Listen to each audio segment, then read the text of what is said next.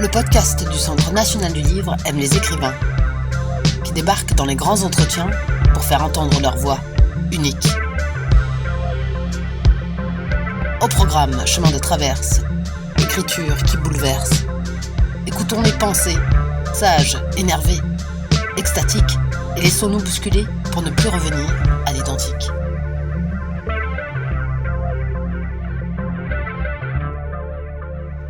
Maria Larrea livre un premier roman haletant aux éditions Grasset, avec les gens de Bilbao naissent où ils veulent. C'est l'histoire de Maria, fille de concierge dans le 2e arrondissement de Paris, qui grandit avec les soap-opéras et s'émancipe en faisant la Fémis. Sauf qu'à travers la fête, l'émulation intellectuelle d'une bande d'amis branchés art et culture, Maria Larrea se cherche, jusqu'au jour où une cartomancienne lui apprend que son passé n'est pas celui qu'elle croit. Commence alors une quête des origines entre Bilbao et Paris, rythmée par une écriture nerveuse, où le poids du secret habite les personnages nés dans une Espagne franquiste. Bonjour Maria, selon vous, que permet de dire le roman par rapport à un film ? Moi, il m'a laissé, à moi, me dire beaucoup plus de choses. Il m'a laissé le temps d'élaboration, de réflexion et de compréhension beaucoup plus longue. Parce que j'étais seule.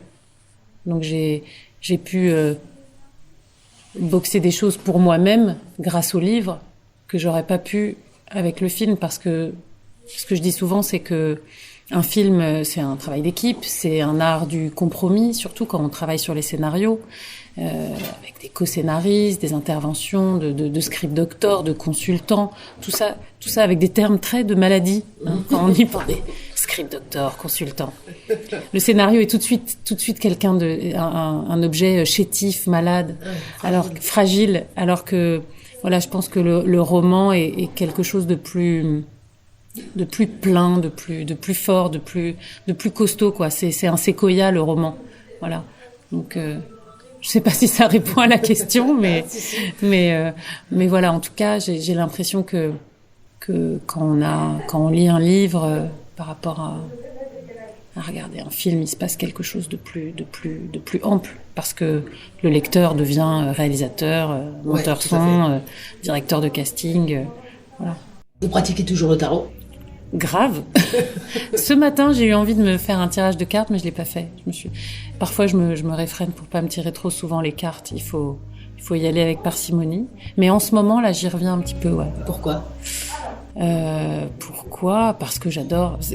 Pendant longtemps, j'ai arrêté pendant tout le travail sur l'editing du roman et la sortie du livre. Je voulais pas savoir. Je voulais pas que les cartes m'embrouillent l'esprit par rapport au livre. Est-ce que ça va bien se passer, mal se passer ? Mais là, voilà, comme le livre est sorti, il vit sa vie de roman, il est dans les librairies, et voilà. Donc j'y reviens. C'est pas un truc de divination, c'est les tarots de Jodorowsky, c'est plus sur les blocages, les choses comme ça. Ça va pas vous dire si vous allez gagner au Keno, qu'il faut jouer le 15, le 8, si vous allez vous marier dans l'année. Non. C'est pas ce tarot-là que je fais. Vous avez écrit votre livre comme un thriller ? Alors c'est marrant, vous n'êtes pas la première à dire qu'il y a un vrai côté comme ça, qu'il y a du suspense, on a envie de connaître. C'est vrai qu'il y a, alors comme un thriller, je l'ai pas du tout conçu comme ça, mais c'est vrai que la deuxième partie avec l'enquête contemporaine, vu qu'il y a tous les éléments, il y a des flics, bon ils sont vraiment tout nuls. Il y a un détective privé, mais c'est très rapide, c'est quelques lignes dans le roman. Mais c'est vrai que voilà, il y a une inconnue qu'on recherche. Donc il y a une enquête, il y a des ficelles peut-être du thriller, mais je l'ai pas du tout pensé comme tel. Vous l'avez pensé comment alors ? Il y a une partie du roman vers le dernier tiers qui s'est même rajoutée au fur et à mesure de l'écriture.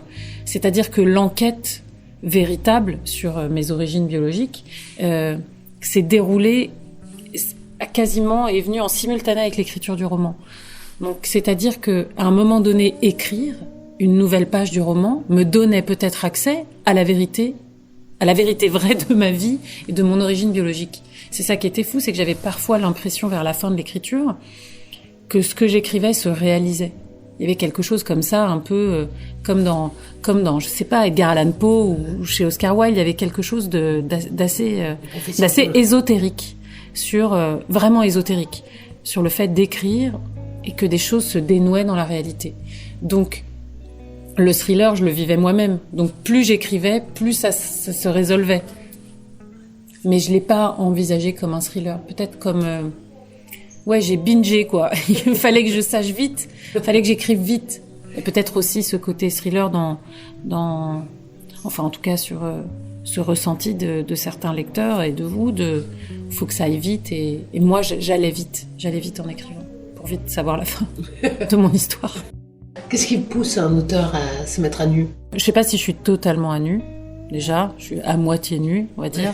J'ai quand même designé ma nuisette là dans le livre. Hein.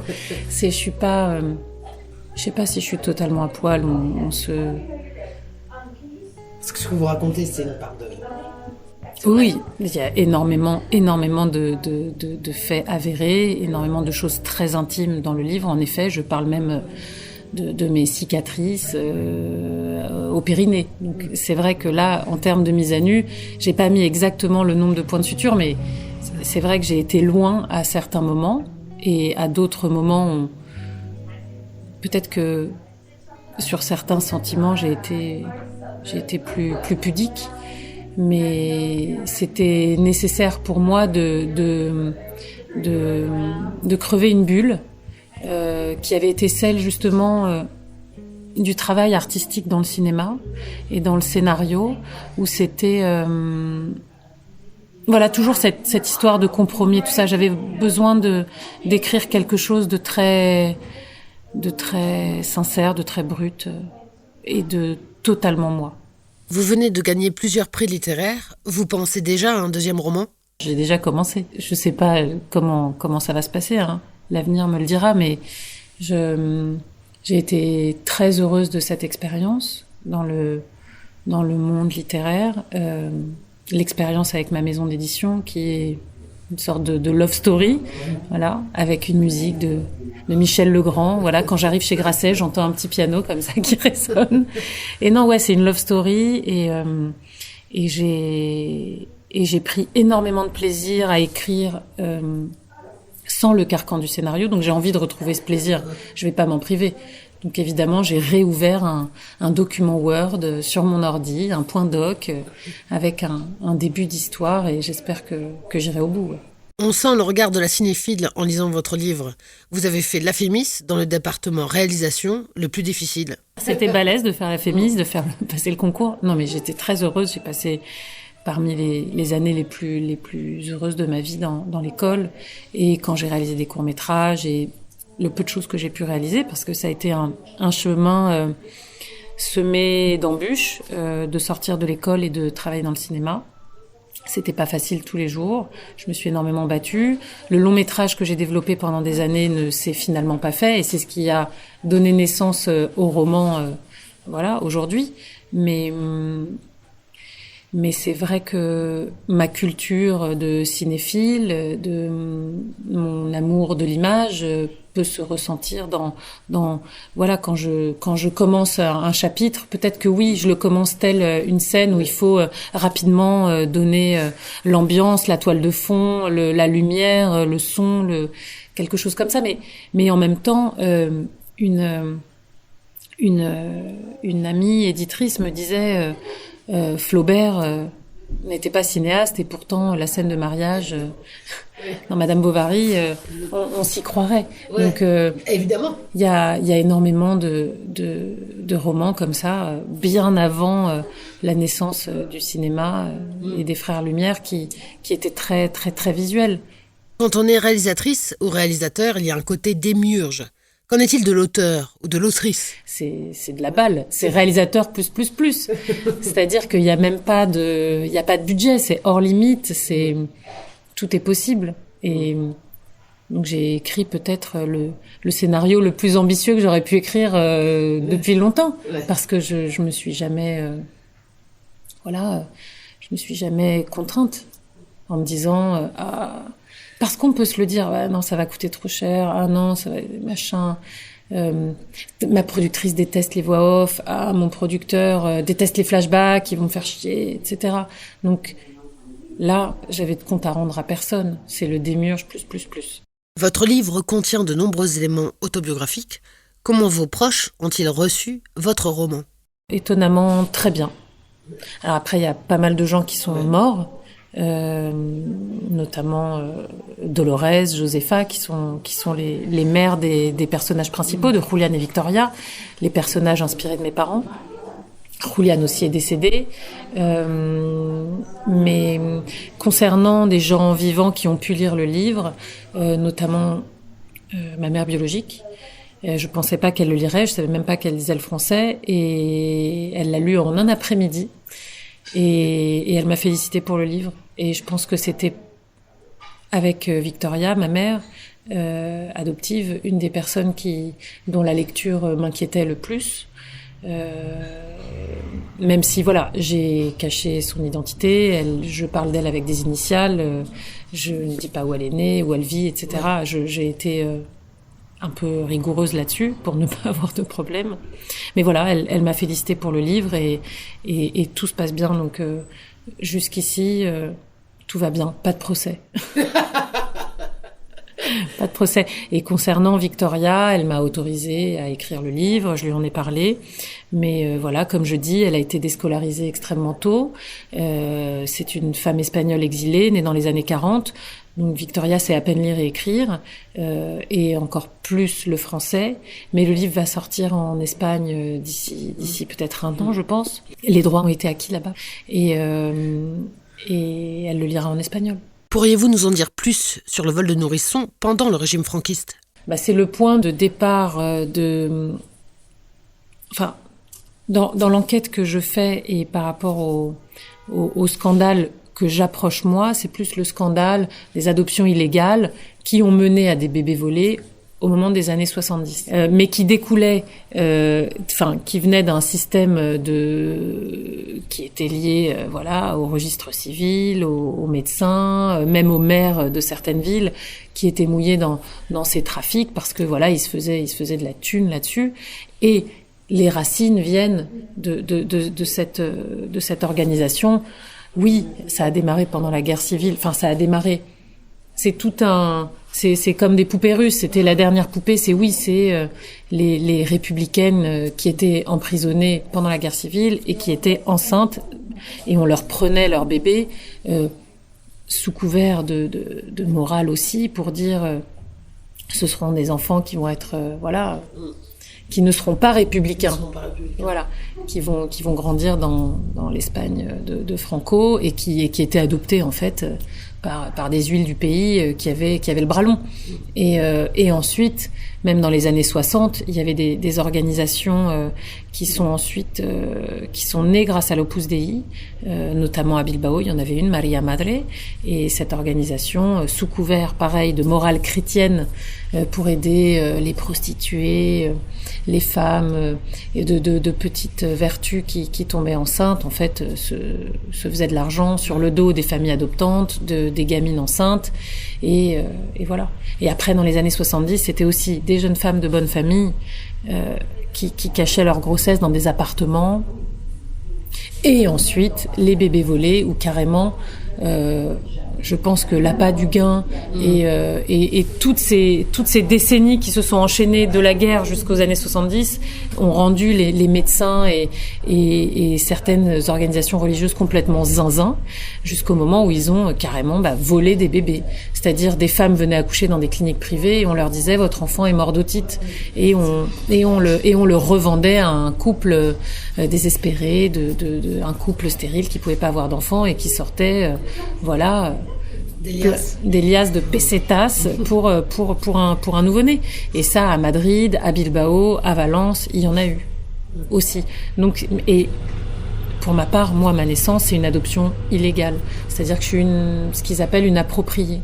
Au registre civil et le gynécologue ont déclaré que j'étais la fille biologique de mes parents adoptifs. Mes papiers sont faux. Il n'y a pas de papier d'adoption, il n'y a rien. Voilà. Donc il y a un savant mélange, il y a plusieurs styles, mais on est beaucoup. En tant qu'autrice, la quête des origines, c'est une obsession qui habitera vos prochains livres ? C'est une de mes obsessions, c'est-à-dire que même avant même de savoir que j'avais été adoptée, c'est-à-dire on peut dire que dans la recherche d'origine, c'est une préoccupation numéro 1 pour les gens adoptés. Mais même avant ça, je pense que je peux voir dans les exercices documentaires que je pouvais faire à la Fémis que je questionnais beaucoup mes parents. J'étais déjà, après peut-être parce qu'il y avait anguille sous roche, mais je me questionnais énormément là-dessus. Voilà. Donc oui, je pense que c'est une de mes obsessions et que ce sera un thème que je vais battre et rebattre. Je sais pas encore comment, mais c'est quelque chose qui m'habite et qui me travaille. L'origine. Vous vous sentez basque?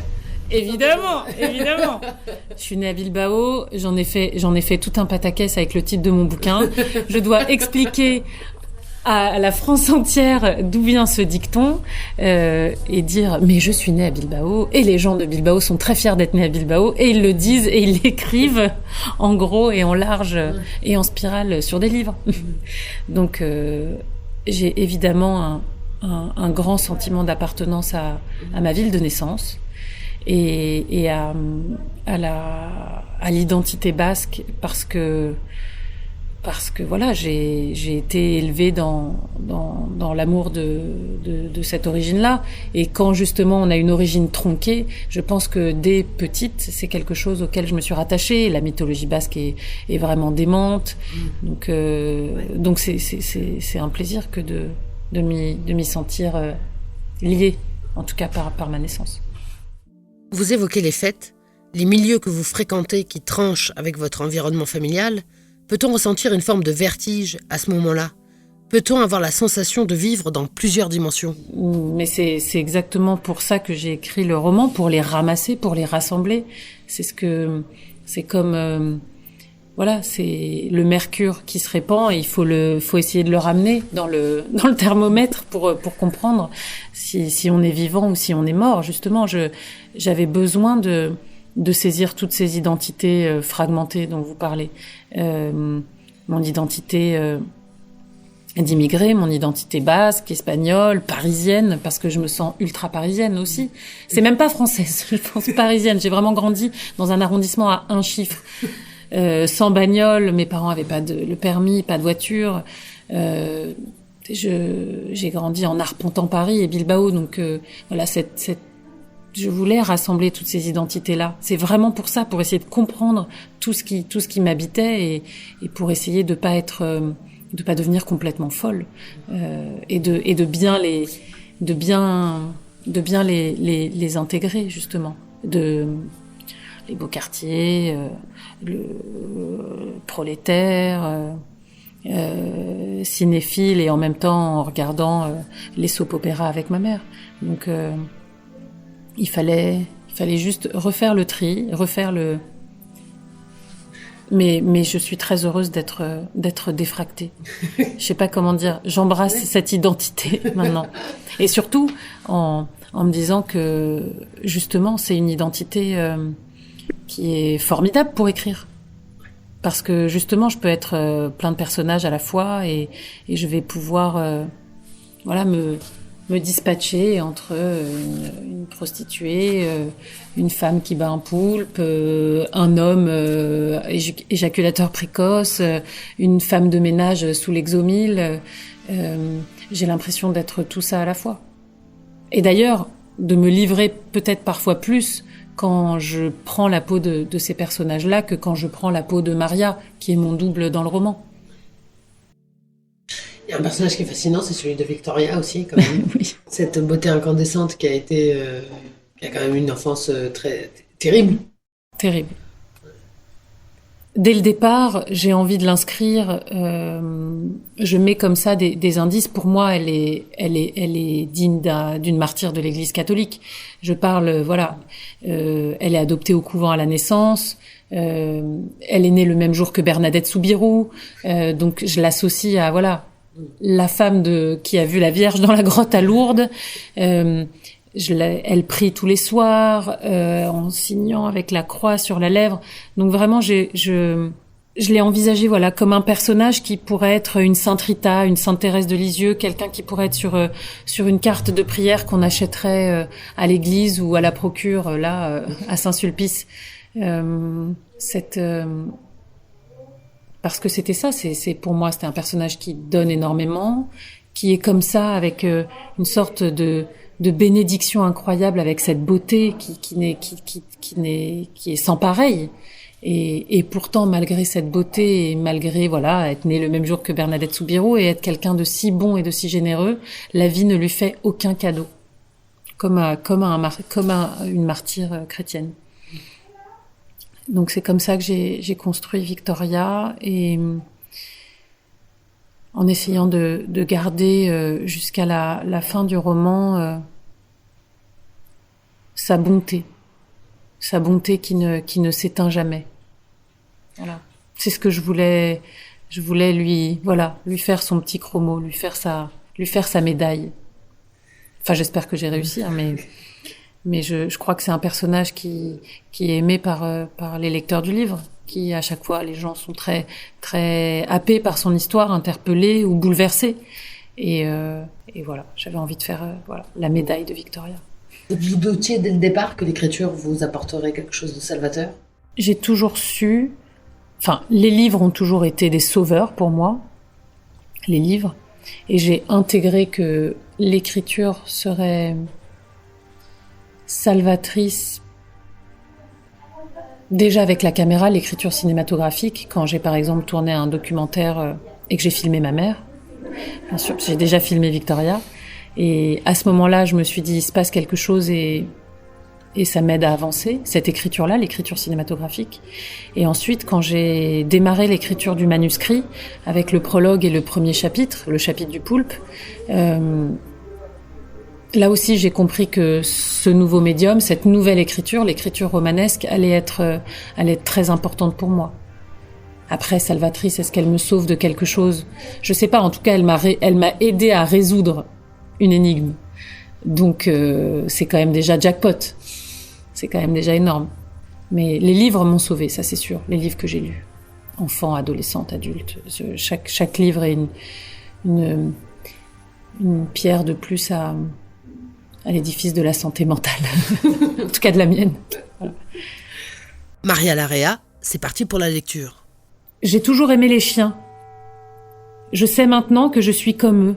Je suis une chienne. Ma meute m'a abandonnée et l'on m'a sevrée. J'ai lapé l'eau fraîche et mangé la pâtée. J'ai aboyé et j'ai pleuré de peur qu'on me laisse à nouveau.